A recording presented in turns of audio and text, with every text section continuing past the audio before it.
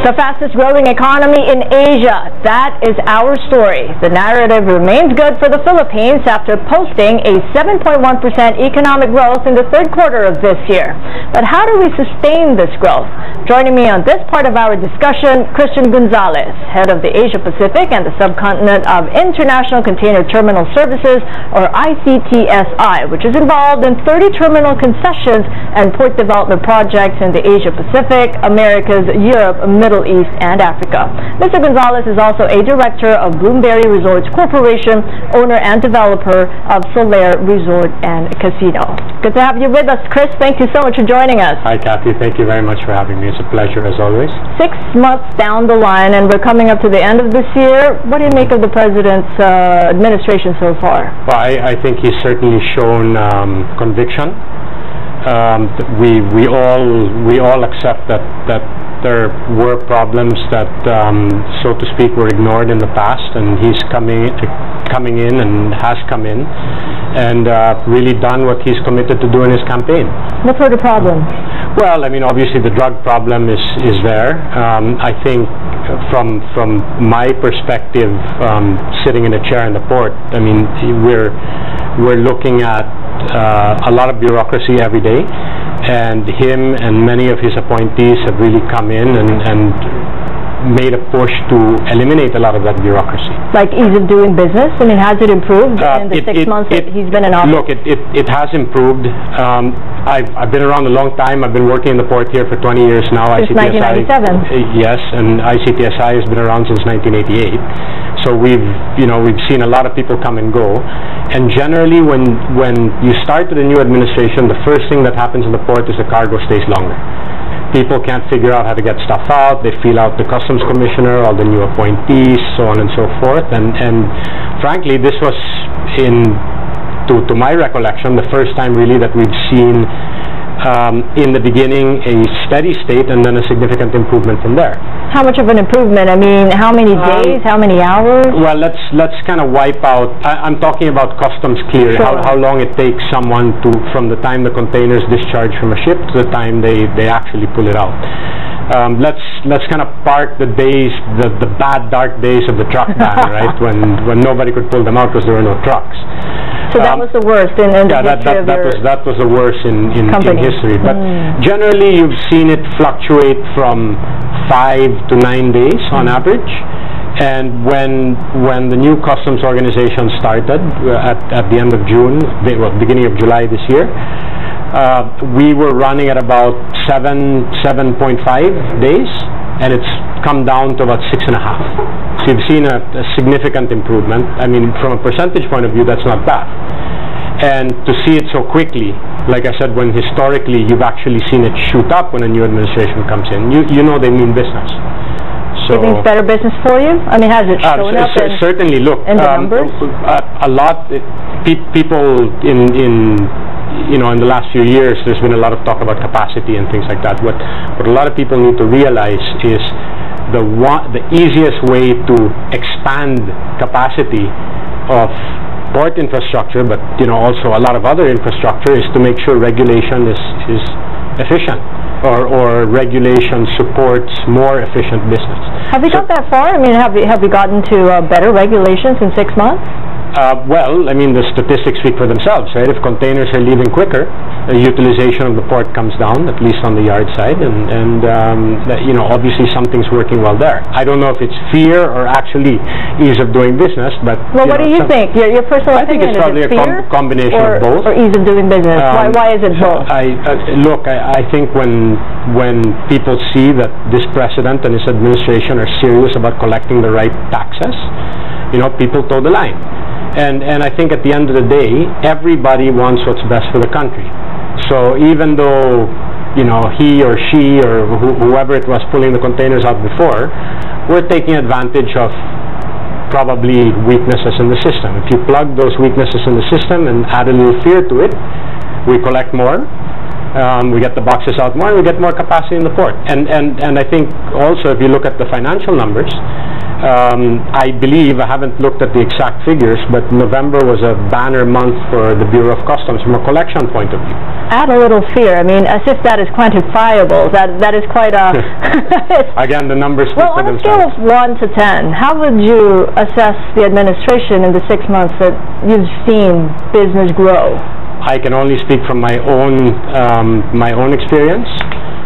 We've seen healthy growth in the port, so I'd say that's a 7 or 8. A 10 would be fantastic, but then you know, I mean, nobody hits a 10 after 6 months. I mean, you need to allow an administration to come in and get their feet wet and you know, be able to really make a difference. What I think, a lot of people don't give this administration enough credit for ensuring that a lot of the gains in the previous 2 administrations, and there were major economic gains in the last 2 administrations, they've allowed a lot of those to kind of carry through, right? And you know, a lot of people say, oh, you know, the rhetoric's causing people to create exit plans and all of this. I mean, I really think that's nonsense. I mean, nobody's. But there is. I mean, this is on the ground. What you're hearing, I mean, that look, they're exiting. There have been some who have exited, but there were other circumstances related to that. And I think some of these guys, I know one who was one of our customers, had made those plans prior to the new administration. It just happened to be announced during the existing administration, but they ended up moving to Mexico to produce. It's an American company moving to Mexico. Now with Donald Trump ready to cancel NAFTA, I think they'll probably move back to the Philippines. Would they? Did you really think so? For sure. I mean, or move back to the States. Depends how you know, tax regulation moves forward under the new American administration. But either way, you've got exposure in countries like Mexico. But look, you have exposure everywhere, right? And like I said, we're in many countries.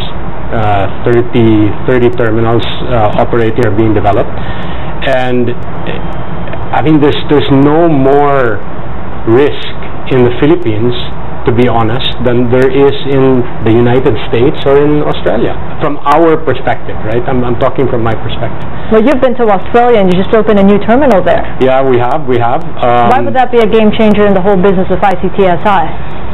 I think we were a pioneer. 30 years ago, we were really a pioneer in this business. It's something we're very proud of as a Filipino company. We have a very young CEO. He thinks probably more aggressively in a more visionary way today than he did 30 years ago. And I think because of that, we all realize that for 30 years we've kind of been running on inertia, hard work, you know, getting the right people in the right places, being aggressive, going into the developing world. That's all worked nicely. But as technology changes, as you know, innovation just disrupts everything, you yourself in a traditional industry like container handling need to either be a leader in that or fall flat on your face. So we've gone into Australia. It was a market that allowed us to justify investing and innovating using a lot of capital, more than $500 million, to develop what is the world, which will be the world's, today at least, may not be in a week or in a month because somebody else will try and catch up, but it will be the most automated container terminal in the world. So we're talking about no people at the ports. This is fully automated. No people on the ground. I mean, the machines will be moving these boxes around, and you know, the computers will do a lot of the thinking, but computers can't think without people. So this business is still going to be run by people, but off the container terminal. Now, how does that fuel into your whole strategy? I mean, all throughout the existence of ICTSI, it's really been the emerging markets you've been targeting. You've wanted to get into these places because that's where the growth is, and that's where the margins are. That's right. But there are solid margins to be had in places like Australia if you gain the correct competitive advantage through choosing the right site and deploying the right technology. And even in the developing world, there's only so much someone can get productivity to without being given more tools to go beyond that. And as the cost of this technology comes down, as the cost of this automation comes down, we plan on deploying a lot of this in other places as well to gain a productivity edge on the competition, to give our people more tools to be more productive beyond where they've already been or where they've already gotten to, and to improve things like safety, eliminate human contact in certain places that have historically been the kind of corruption touch points within a port, not necessarily for the terminal operator, but for, you know, the different parties that are involved in port operation. So would the Philippines be part of that list? Well, the Philippines, funny enough, was one of our first, had one of our first automation projects. We automated the gates here, semi-automated the gates 10 years ago. And this is something that we've then started rolling out in other places all around the world. And we have now done the gold standard in Australia, which we are also at the very moment deploying in Manila. And this will completely eliminate any human interface with the truck driver at the port gate, and at the container terminal gate. Yeah, because even if a driver wanted to, and in most cases they don't, you can't do anything with a machine, right? So all you can do is press the green button or the red button or take a ticket or something like that. So that's pretty automated, really advanced. But what about volume targets? I know you're coming into the year of 2016, you've been very positive about volume targets, capacity. You've reached 120,000 20-foot equivalent units for 2015. Do you think that that number would be exceeded? I think Subic is one of those places where you get very, very fast growth, and then it's a struggle to then jump to the next level. I'm not allowed to say it, but you know, why not? We're quite well, we're a publicly listed company, but things are looking very positive. Do you think it'll exceed the 120 TEUs? We will exceed. 120,000 will exceed. Yeah. But that is incredible, because the last time I went there, I mean, what you really need there are connector roads. They don't exist yet.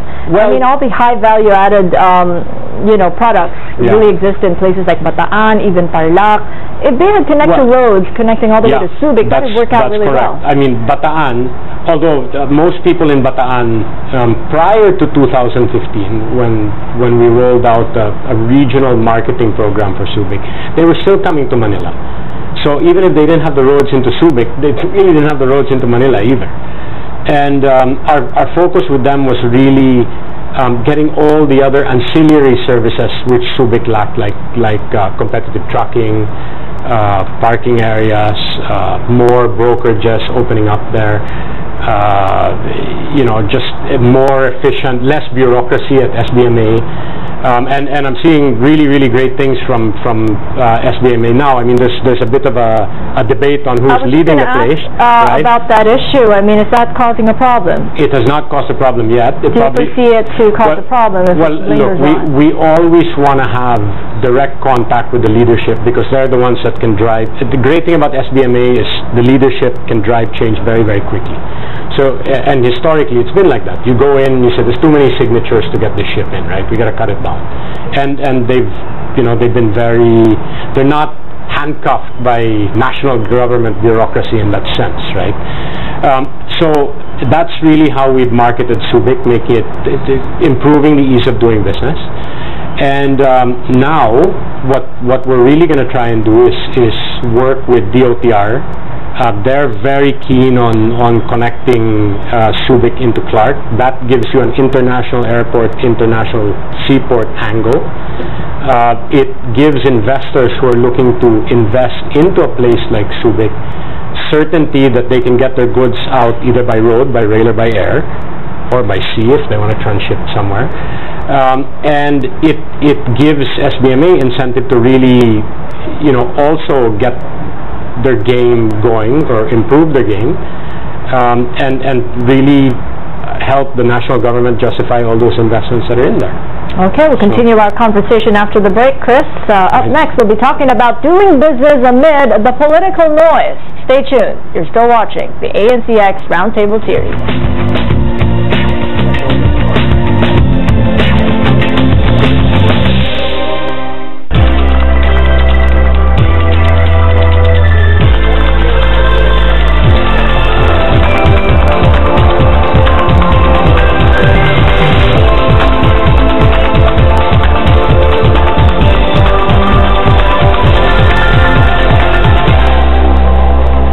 Men's hair goes through a lot, so make sure it's ready for anything. Dove Men Plus Care Fortifying Shampoo infused with caffeine makes your hair up to 5 times stronger plus less hair fall. Dove Men Plus Care, tester strength. Naamoy mo na ba ang blooming na bango ng cherry blossom? Naaamoy mo sa surf. May bango ng cherry blossom petals at fabric conditioner. Subukan ang bangong nakakagana. Surf cherry blossom, 5 pesos lang. 'Tis the season to be jolly. Dahil hatid ng Quinzania Manila ang Paskong K-Saya. Come and enjoy the magical Christmas activities for all cows. The whole family can also play at select jobs on weekends. Something super is also in store every Sunday. While Zaz discounts await BPI card holders on weekends from October 15 to December 18. Sa Quinzania Manila, ipagdiwang natin ang Paskong K-Saya. How many hair treatments do I need to get hair this beautiful? Just one. Cream Silk Triple Expert Rescue. Inspired by the power of 3 expert treatments to rescue even severely damaged hair in just one wash. Upgrade today. This program is brought to you by Mitsubishi Strada. It's your sport truck. Welcome back. You're watching the ANCX Roundtable Series. Joining us now is John Forbes. He's a senior advisor of the American Chamber of Commerce in the Philippines. And still with us, Chris Gonzalez of ICTSI. Gentlemen, let's talk about investor confidence here, and let's start with John. You've joined the panel. It's nice to be on your show. Good to see you. The Deputy Administration has had several consultations with the private sector groups, the latest of which is the Philippine Development Forum last month. So what sort of signals are you getting in the way of business going forward under the new administration? Well, I was at the Philippine Development Forum in Davao. It's the 5th one that I've attended over the years. And it's a great event because traditionally it's the Philippine government officials and the donors, World Bank, ADB, U.S., Japanese, and the like, and they talk to each other in terms of development. But in recent years they brought the private sector in, and it's very encouraging. We had breakout sessions. I went to the ones on infrastructure and the one on Mindanao, and a lot of the recommendations on infrastructure, the need for railroads, the need for more roads, for better ports, to solve the traffic congestion in big urban areas, were all incorporated into the recommendations that came out from that. Back in June, if you recall, there was something called Sulong Philippines, which no previous administration that I can recall has done with the private sector. Coming up next week is an invitation that the business groups have received from NEDA Director General Pernia, where we will consult in 6 different clusters on the Philippine Development Plan, which will be the 6-year plan for the Duterte administration. They're targeting getting that done by the end of January. So there's a lot of interaction with business groups that are going on. That's occurred before, and of course in the end the businessmen are hopeful for implementation of all the policies that are adopted. How hopeful are you of the implementation now that the talk is over and done with? Well, it'll continue, the talk, and then of course in Congress, when you're doing a legislation, it continues throughout the life of the 3-year life of the Congress, and in many cases through a series of Congresses. So I'm optimistic.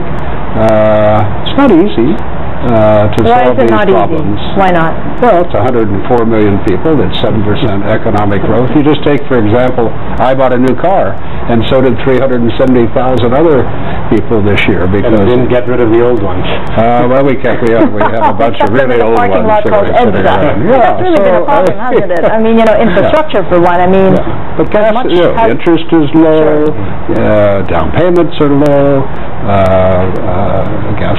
Gasoline is low, although that's going to go up. Now, the problem is, in the past, the building of light rail for a city of $15 million has been moving like molasses.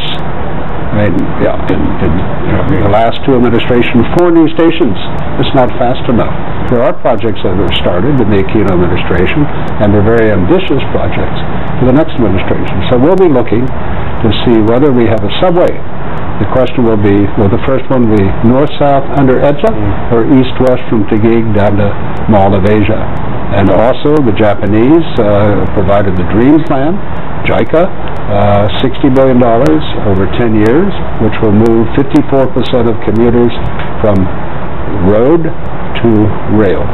Yeah, that's a lot of infrastructure projects, but a lot of waiting period as well. So, I mean, what do you intend to do during that time? I mean, you're growing, but you're needing those roads and bridges to connect to your ports. That's true, but you've got to bridge the gap, for lack of a better, pardon the pun, right? But look, you have existing infrastructure that's being hampered by insufficient infrastructure. At least that's the case of the port. We have plans now, and the DOTR has been quite aggressive in trying to find other modalities to move containers. And I touch on what John said about the rail. A lot of people are saying, well, you know, rail, you got to go 600 kilometers or more than a day's drive. Look, that's just not, frankly, these kind of European and American, distance thresholds, that's not going to apply here.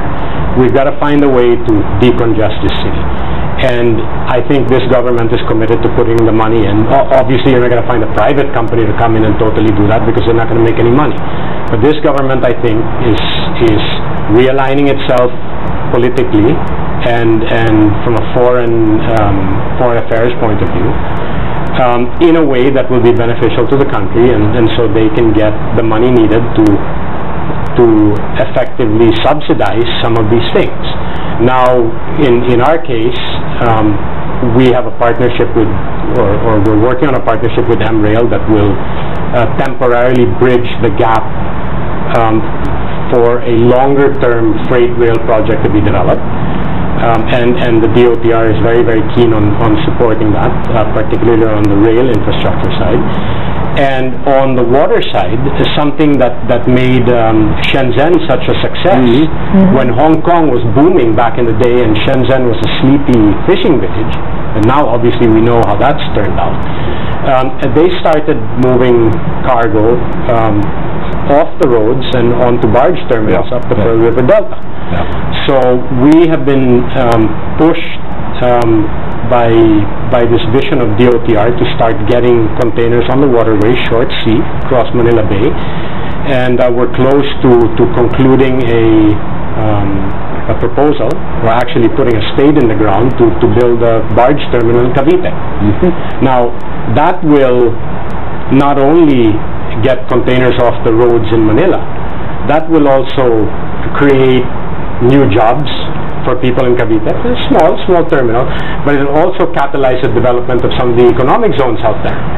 So you'll have a lot of this 20 million people that come into the city, that the city grows to during the working day, stay in a place like that because there are new economic zones being developed. Nobody will develop the economic zones if they cannot get to the port. Exactly. Or they can't get to the market. This is a big challenge for ICTSI. But giving them another outlet to the port that is not through the congested roads is really going to be a godsend to Ayala and Mitsubishi and Megaworld, who are building these potential PEZA sites in places like Tanza and Naik. Well, you mentioned a key word there, realigning. I mean, the way that AmCham understands realignment, how is the whole chamber now appreciating the kind of realignment that we're seeing from the Duterte administration? Well, I think the use of the word separation in Beijing was not well understood when it was used. And so the media cascaded that, broadcasted all around the world, and people thought it meant some kind of severing of ties, which in the case of ties with the United States would be extremely difficult to do. Remittances, BPO revenue, investment, et cetera, et cetera. So that's been clarified. It was clarified in meetings with Secretary Dominguez and Secretary Lopez. It really means economic diversification. And China has been trading in the Philippines for more than 1,000 years, and it has not been investing so much the large companies in the Philippines. Informally, this is going on between the the Fukienese and the Cantonese and all over Southeast Asia. Lots of informal investment sorts of arrangements going on from country to country. But the larger Chinese companies, not so much, other than in Transco for the transmission of electricity with China Grid. But I've seen a proposal that there could be a Chinese, an industrial estate just for Chinese. Well, that's an excellent idea, right? You know, China was very smart. When the workers and the peasants took power, they sacrificed. They sacrificed their minimum wages until they could become the largest manufacturing hub the world has ever seen in Shenzhen, and Guangzhou, and Shanghai, Ningbo, all over coastal China has become the world's manufacturing site. So now prices are up. People are leaving because the wages are going up. They're moving up the value chain. They're going to Vietnam. They're going to Bangladesh. They're coming here as companies relocate. So Chinese companies may also wish to relocate. Many of those companies up there are not Chinese. There are several million Taiwanese business people just operating their investments up there. Last year, according to the ADB, a study released yesterday, $132 billion of FDI into China last year. So it's still going on at the rate of over $100 billion now for 2 decades. Philippines only got up to $6 billion in 2014 from less than $2 billion in so what you're saying, this is all good business. I mean, if indeed there would be more FDIs from China, American Chamber of Commerce would benefit in that growth as well. Well, the Philippine people will benefit. I want to quote former Speaker Belmonte in a meeting that the Philippine business groups and the Joint Foreign Chambers had with the leadership of the House 2 years ago. What Sonny Belmonte said was, I see a Philippines where workers manufacture goods here in the Philippines and their families consume them here in the Philippines, not where Filipino workers go abroad to other ASEAN countries, for example, and work there for salaries to make goods that they send their pay back here to their families to buy when they're imported. They can be made here for domestic consumption.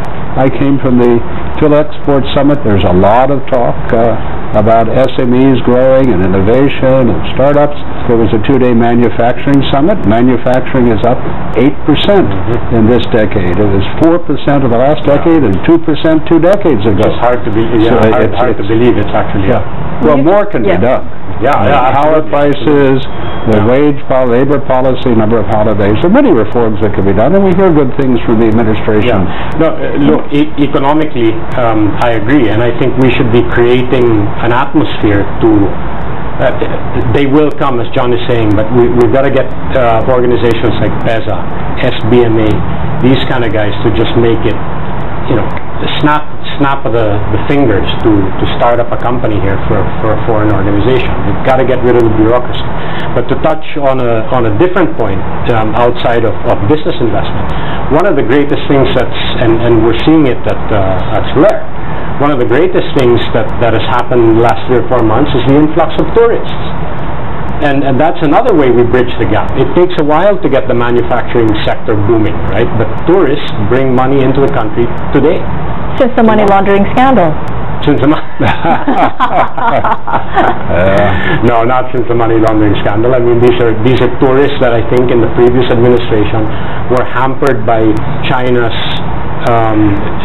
stance on travel to the Philippines, and to a degree fear. I mean, that standoff at the Carino Grandstand created fear among more provincial Chinese. They didn't really want to come to the Philippines. Now it's open season, and you're just seeing people, tons of Chinese in places like Boracay in Cebu, and we're not talking a few. We're talking people that are spending good money. So you've been shopping to Australia, for instance. I mean, you've talked with Australian partners. Everybody in Melbourne, in the shops, speaks Chinese. Everyone. I mean, it has been a boon for the economy of Victoria. And okay, Australian GDP today came in at -5%. I mean, people were very surprised about that. That's true. But if you look at contracting. yes, but if you look at the economy of the states of Victoria and New South Wales, You don't see that. I mean, the Australian economy is being affected by the downturn in Western Australia and Southern Australia, the Northern Territory.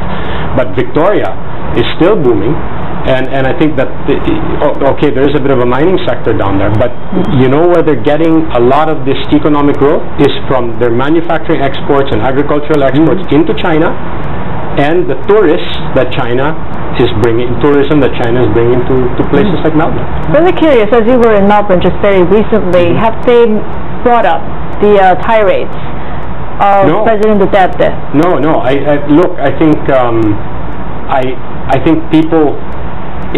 John touched a little bit on the media, right? And to some people it may sound disturbing, but there is a problem. Now he problem has with what? Well, a problem with drugs, right? And its impact on the youth and everybody. And I do feel that something has to be done immediately now. And the president promises in the campaign, and he's doing it. Now, that to me is treating a symptom. It's a symptom of poverty and a symptom of a poor educational system. Filipinos are very, very smart. That does not mean that our education system is phenomenal. The public education system is terrible. And I think after they've gone even keel for us from a societal point of view and kind of eliminated I don't think you'll ever eliminate it, but eliminate the greater portion of the drug problem. The administration then needs to focus on, other than the economy and tourism, getting the education system sorted out. John, because that is what's going to drive the economy and tourism a generation from now. Before we wrap, John, I just wanted to get your point of view. The political noise. Is it all noise, you think, at this point, 6 months into the presidency? Well, it's democracy. You expect political noise. I mean, we've just... Good or bad for business? What, political noise? Yeah. Oh, AmCham is 115 years old. The worst political noise was on December 7th, 1941. Yeah. Right? We weren't very active with that. Our military were marched up to Kapas and eventually wound up in camps in Japan, and our civilians were incarcerated. So that was the worst. Our companies have been here for a long, long time. They expand with the growth of the economy, and the economy is growing right now. Some of the words of the presidents were strong, but the cabinet officials have reassured us that everything is done. Well, Chris mentioned Australia. It's really quite interesting because Australia is an economy that needs to export. It has mineral ore. It also has a defense treaty with the United States going back to 1951, which is identical to the one that the Philippines has, right? So there are U.S. Marines rotating in and out of North Australia.